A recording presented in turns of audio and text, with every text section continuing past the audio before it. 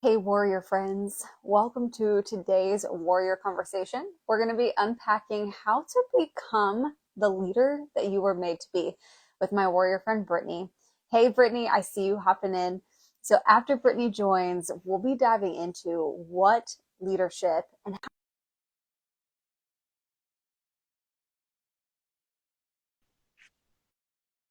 All right.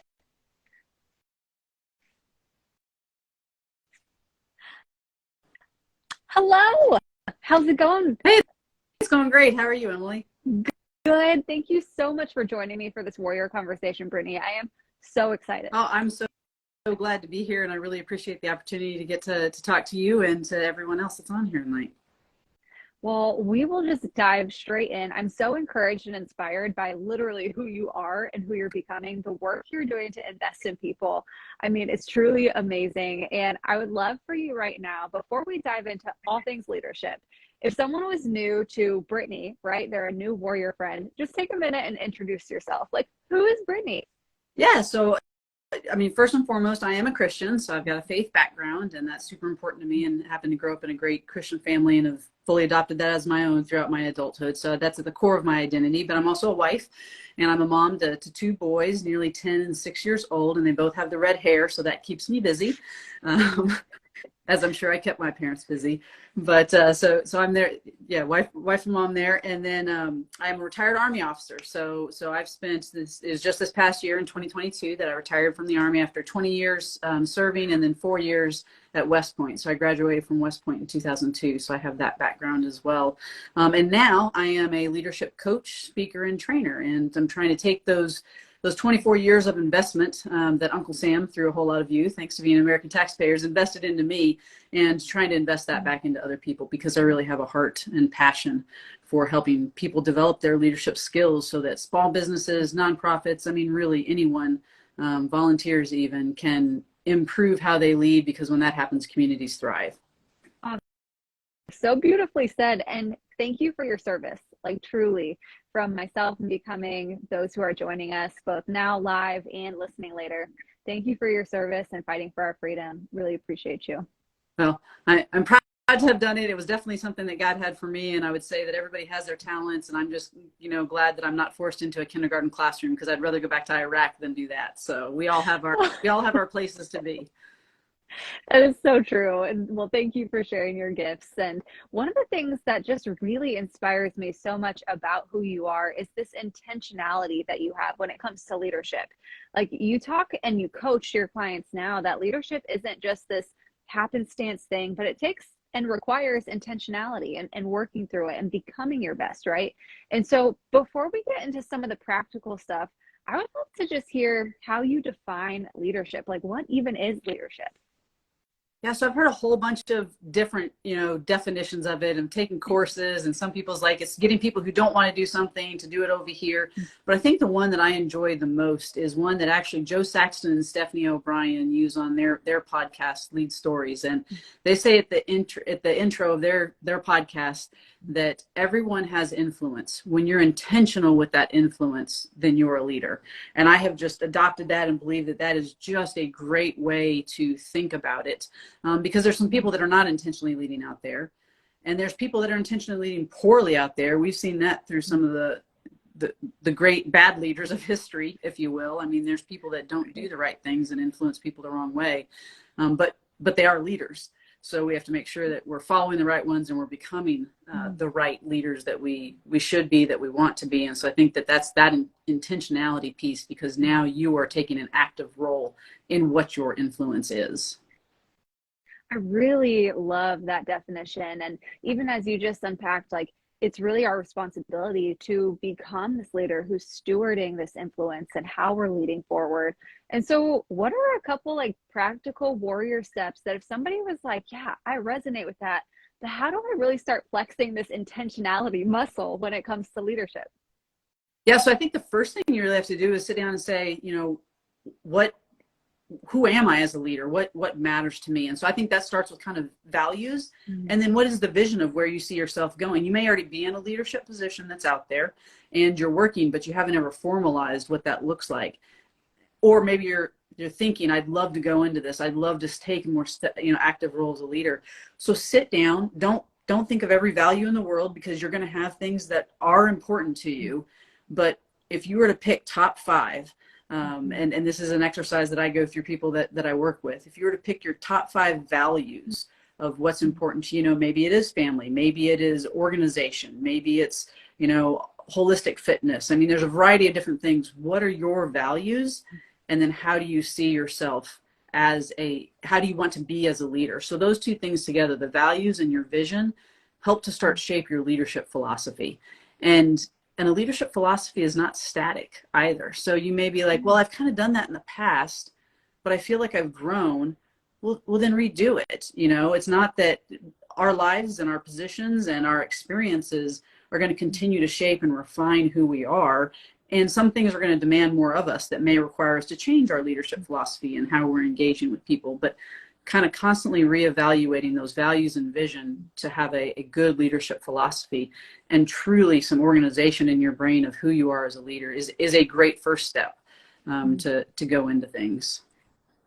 It sounds very becoming, you got to know who you Absolutely. are to be who you want to be, Yeah. So I absolutely love that. I so resonate with it. And if you don't know who you are, how would you or me really effectively lead anyone? Because we can't lead ourselves even forward. We don't know who we are, and we don't have that vision for where we're going and what our values are. And so when we know who we are, we then can lead ourselves and those around us, because we got to know where we're at to know where we're going. And people, when you're leading them, they need consistency. That's part of what a leader has to give people, is you've got to have consistency and boundaries. And so you may actually have a ton of wonderful leadership like skills already, but if you don't bring some organization to it and some focus to it, then you're not going to be as consistent, and people are going to see you as wishy-washy, but you said this here, you said that there. One of the best things to do when you are in a leadership position with those things, your vision, values that you see for, your organization, however big or small that is repeating what it is that you stand for and who you are. Leaders are repeaters. And sometimes you'll feel like, I can't believe I'm saying this again, but it puts it in people's minds.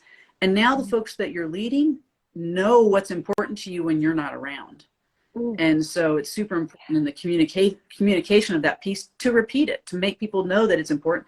And then your own boundaries are also there as well, because now everybody knows, and here's where we've said, and here's what we're going to, actually be. And if somebody steps outside of that, well, then you have the ability to actually make real correction, because, that boundary clearly existed.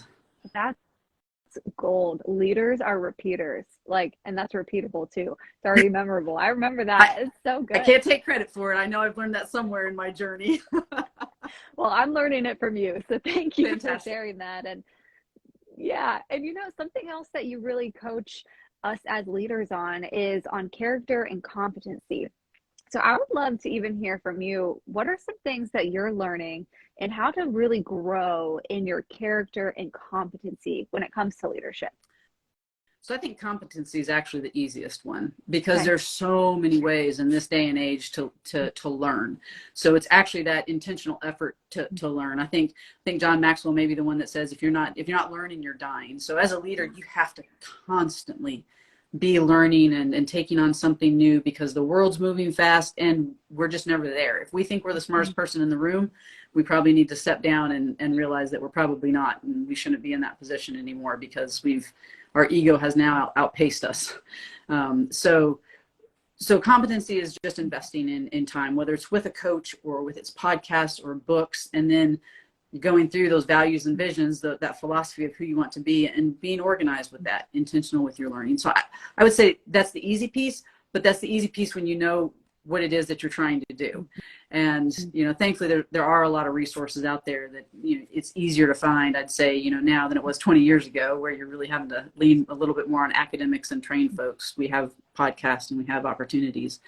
The character piece, though, that is one of the most important pieces. There's a recent article actually that West Point published through, I think it was Army War College, with some folks from West Point, in their behavior science and leadership department. So they actually have departments that teaches that.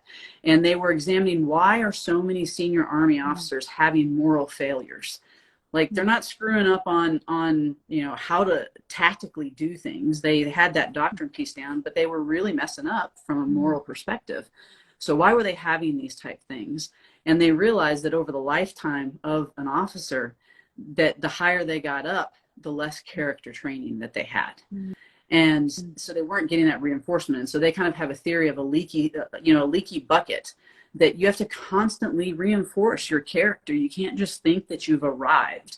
And this is where, from, you know, like a faith background, accountability partners, people that, you know, you can talk to in a workplace, it's creating the culture and the environment that you have to have some people that can correct you on things, and that you are willing to receive that, and that you're very transparent on a lot of how you lead, as well as you should be helping your team have a character development type where you run scenarios by.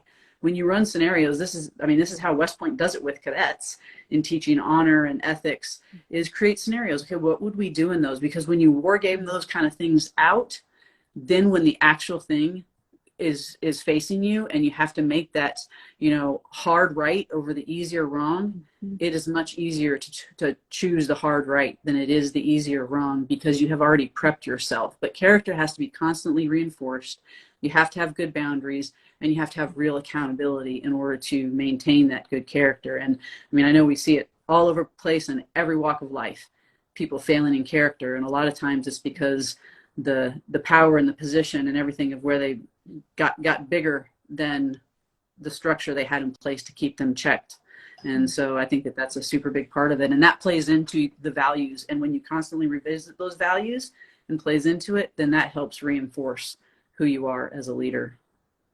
Yeah, it's so intriguing, even hearing, you know, you describe having this group of people around you who will hold you accountable and speak that truth to you too, right?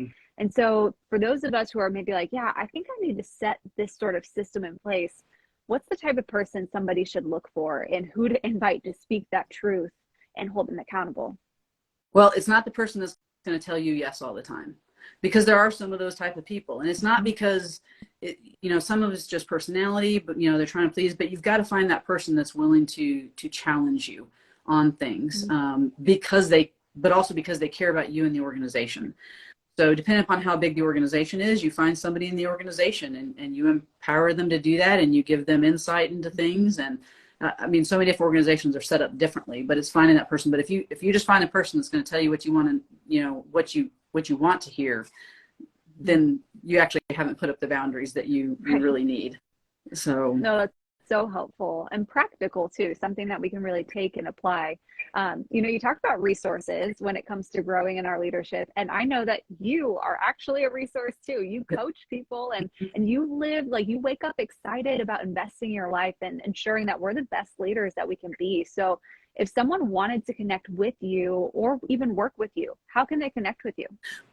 Well, they can find me at my website. It's www.BrittanyESimmons.com. So you have to make sure the E is in there. So BrittanyESimmons.com. I'm also on Instagram as well, obviously, at Britt E. Simmons. So you can find me there, and would love to connect that way. I've got a Facebook page that is Brittany Simmons Leadership Coaching, that is connected through my bio here on Instagram. And then yeah, all of those places I'm on LinkedIn as well. So if folks are more in the professional sphere, because I do offer training, while I coach individuals, I also offer training to groups, and can do some of those type things for workplace interaction, and what does that look like. So that's really cool. I love that. And just seriously, thank you for how you're investing in people and organization. It's making a big difference. And correct me if I'm wrong, but we totally connected on Called Creatives. Yes, we right? did. Absolutely. Okay. Yep, that's what I thought, which even goes back to, as you were talking about, that community piece, right? And people around you. And so Called Creatives is this group that both of us have joined to really grow and refine our skills, as you talked about resources that are available. And so I love that we connected as we're learning and sharpening our own leadership. That's so fitting. It is. And I especially would have never attached the word creative to me, like in the military, because that is not my natural bent. My husband very much so. He's the maker and all that. But I realize now that that's a much broader term as I continue to learn, right? Because we're always learning. I was like, okay, maybe I do have some creativity in some of these things. It's just different. Yeah. Yes, you do. You definitely do.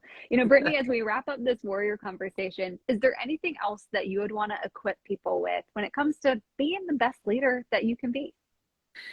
I think it's that investment in self. Like, what does that look like? And I'll tell you, the one thing that West Point and the Army did really well at teaching me was teaching me how to adapt my leadership for the people that I'm leading, like to really care about them. So others awareness and other management. And that was awesome. That was wonderful. I really got that very well. What they didn't teach me, and I had aha moments on my own and I've had to pursue like way later in my career than I wish. And hopefully I can, help some people, voice some of this, is the self awareness and the self-management piece that goes to that. Those four things, the self and others awareness and the self and others management, is really what emotional intelligence is. And I know I became a much better leader, really transformed my leadership when I really started understanding how people experience me.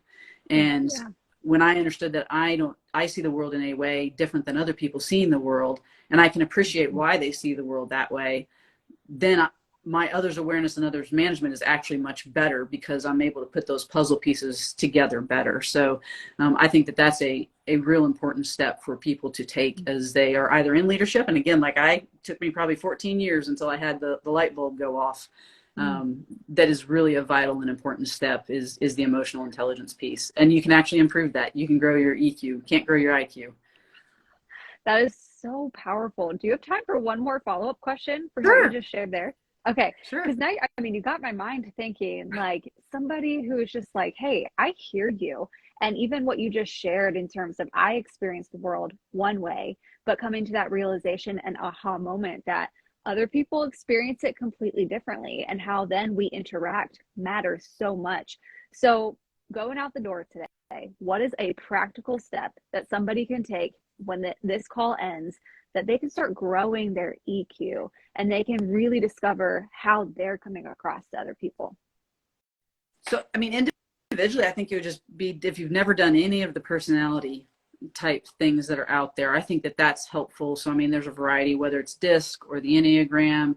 I think I prefer both of those two. They seem to break things down much better than say like the Myers-Briggs. I like Myers-Briggs, but it's harder to remember all the pieces and understand like, oh, this is how it works in. Plus the other ones show the overlap and that we can be all of the different things that we need to be. Right. We just have to figure out what that looks like, what that path looks like for us.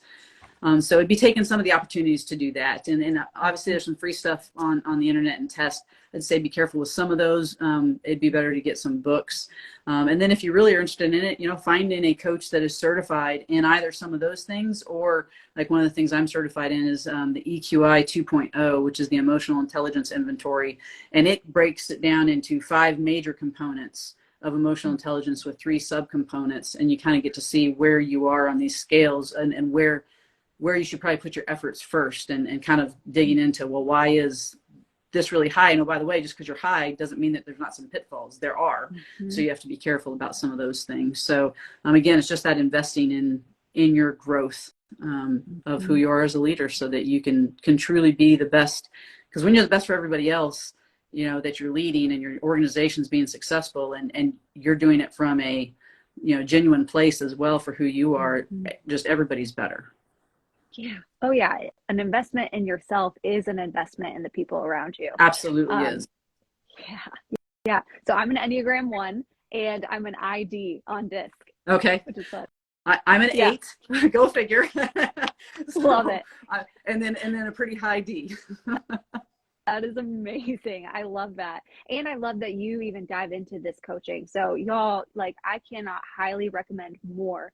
Go follow Brittany on Instagram. Check out her website. We'll have that in the show notes of this episode as well for those who are listening later. And then seriously, if you're really interested and ready to take that next step in investing in you, so that way everything around you rises and grows as well, connect with Brittany. Like, take your next step, get some coaching, invest in you. It will be the greatest investment in your becoming story. So yeah, you're amazing. You inspired and encouraged me. This was so fun. Oh, I loved it.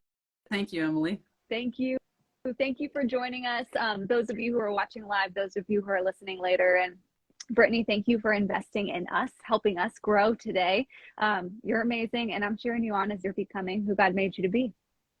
Thank you. Your leadership matters, so let's do it well. Yes, let's do it well. Have a great night, everybody. See ya.